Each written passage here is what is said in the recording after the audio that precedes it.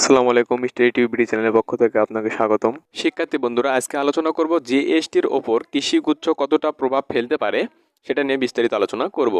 এখন যেহেতু দ্বিতীয় মেরিটের রেজাল্ট প্রকাশিত হয়েছে, সেক্ষেত্রে তারা কিন্তু ভর্তি কিন্তু নিশ্চয় করেছে 5,000 টাকা দিয়ে, এবং যে ইউনিভার্সিটিতে সে চান্স পেয়েছে সেখানে তারা কিন্তু কাগজপত্র জমা দিয়েছে। শুধু সমস্যা হলো যারা চান্স পাননি তারা হতাশায় আছেন। তো এই হতাশা কতটুকু দূর করতে পারে কৃষিগুচ্ছ, এটা নিয়ে কিন্তু আলোচনা করব। এটাই হচ্ছে মূল আলোচনা।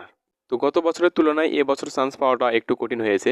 তো যার কারণ হলো প্রথম মেরিটের পর, অর্থাৎ জিএসটি যে প্রথম রেজাল্টটি প্রকাশ করেছিল, তো এই প্রথম মেরিটের পর মাত্র 10% কিন্তু আসন ফাঁকা রয়েছিল। সেই তুলনায় যারা তৃতীয় চতুর্থ মেরিটের অপেক্ষায় আছেন তাদের কিন্তু সব থেকে বড় সমস্যা এটাই কিন্তু মনে হচ্ছে। তো যাই হোক, টেনশনের কোনো কারণ নাই, শেষ পর্যন্ত দেখেন কি হয়।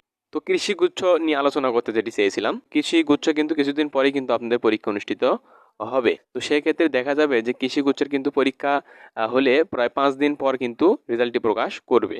তো সেক্ষেত্রে কিন্তু জিএসটি ভর্তি কার্যক্রম সেই পর্যন্ত যাবে কিনা, তো এটাও কিন্তু একটা বিষয় রয়েছে।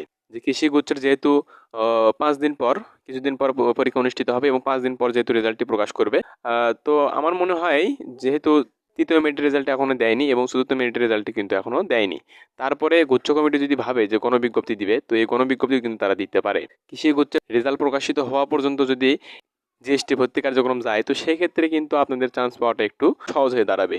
তো সেক্ষেত্রে যারা অনেকে আপনাদের মধ্যে থেকে কৃষি গুচ্ছে চান্স হয়ে যাবে, তখন কিন্তু গুচ্ছে কিন্তু আসন সংখ্যা বেড়ে যাবে।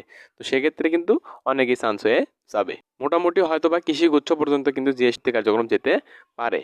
তো একটা গণবিজ্ঞপ্তিরও কিন্তু বিষয় রয়েছে, এই কার্যক্রম যদি যায় তো সেক্ষেত্রে কিন্তু আপনাদের চান্স পাওয়াটা একটু সহজ হয়ে দাঁড়াবে।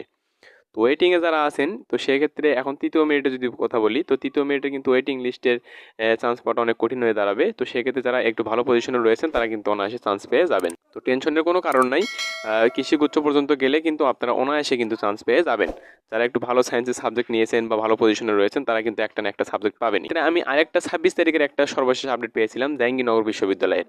তো এই জাহাঙ্গীরনগর বিশ্ববিদ্যালয়ে কিন্তু আসন সংখ্যা কিন্তু ফাঁকা রয়েছে। ভর্তি কার্যক্রম শেষে প্রায় দেখা যায় তো 145টি আসন কিন্তু প্রায় ফাঁকা রয়েছে। তো সেক্ষেত্রে আপনাদের মধ্যে কিন্তু 145টি আসন ফাঁকা থেকে কিন্তু আপনাদের মধ্যে যারা জাহাঙ্গীরনগর বিশ্ববিদ্যালয়ে পরীক্ষা দিয়েছিলেন তাদের কিন্তু টাকা হচ্ছে। তো সেক্ষেত্রে কিন্তু তাদেরকে এই 145 জনকে কিন্তু ডেকে নিবে।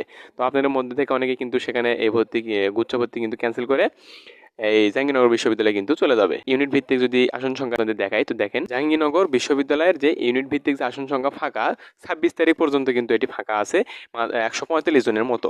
তো সেক্ষেত্রে যারা কিন্তু জাহাঙ্গীরনগর বিশ্ববিদ্যালয়ে পরীক্ষা দিয়েছিলেন, তো আপনাদের কিন্তু এখান থেকে টানবে। তো গুচ্ছে যারা ভর্তি হয়েছেন বা ভর্তি নিশ্চয়ন করেছেন, সেক্ষেত্রে কিন্তু এটা ক্যান্সেল করে অনেকে চলে যাবে জাহাঙ্গীরনগর বিশ্ববিদ্যালয়ে। তো সেক্ষেত্রে কিন্তু আপনাদের গুচ্ছে কিন্তু দেখা যাবে যে আসন ফাঁকা থাকবে। তো সেক্ষেত্রে আপনারা কিন্তু ভর্তি হতে পারবেন। তো চিন্তার কোনো বিষয় নেই। তো এখনো তৃতীয় চতুর্থ মেরিট রয়েছে, আপনারা দেখতে পারেন। তো শেষ পর্যন্ত দেখেন কি হয়। তো মোট কিন্তু জাহাঙ্গীরনগর বিশ্ববিদ্যালয়ে কিন্তু মোট আসন ফাঁকা রয়েছে 145টি। ছেলে মেয়ে যদি আমরা বই দেখি, তো ছেলেদের জন্য কিন্তু 89টি আসন সংখ্যা ফাঁকা রয়েছে এবং মেয়েদের জন্য 56টি আসন সংখ্যা ফাঁকা রয়েছে। তো ফাঁকা আসন থাকার সাপেক্ষে কিন্তু জাহাঙ্গীরনগর বিশ্ববিদ্যালয়ে যারা পরীক্ষা দিয়েছেন তাদের কিন্তু টানবে এবং ডাকবে, তাদের কিন্তু ডাকবে এই ভর্তির জন্য। তো অনেকে কিন্তু এখানে থেকে ভর্তি হয়ে যাবে জাহাঙ্গীরনগর বিশ্ববিদ্যালয়ে। তো সেক্ষেত্রে অনেকে আপনাদের মধ্যে থেকে আবার জাহাঙ্গীরনগরে চলে যাবে, তারা কিন্তু জিএসটি তো দেখা যাবে যে অনেকে তো সিট কিন্তু নিয়ে রাখলে কিন্তু জাহাঙ্গীরনগর বিশ্ববিদ্যালয়ে কিন্তু গেলে সেক্ষেত্রে দেখা যাবে যে জিএসটির কিন্তু ভর্তিটা ক্যান্সেল করছে। তো ক্যান্সেল করলে কিন্তু জিএসটির আসন সংখ্যা বেড়ে যাবে। তো সেক্ষেত্রে তৃতীয় মেরিট রয়েছে, চতুর্থ মেরিট রয়েছে, আপনারা কিন্তু যারা ভালো একটু পজিশনে রয়েছেন তারা কিন্তু অনায়াসে চান্স পেয়ে যাবেন। এই জন্য একটু শেষ পর্যন্ত আপনি দেখেন কি হয়। তো এই ছিল মূলত আজকের বিষয়। আশা করি ভালো থাকবেন। আর এরকম গুচ্ছ বিষয়ে আমরা কিন্তু আপডেট ভিডিও দিয়ে থাকি। তো আমাদের চ্যানেলকে সাবস্ক্রাইব করে রেখে দেবেন এরকম পরবর্তী আপডেট ভিডিও পাওয়ার জন্য।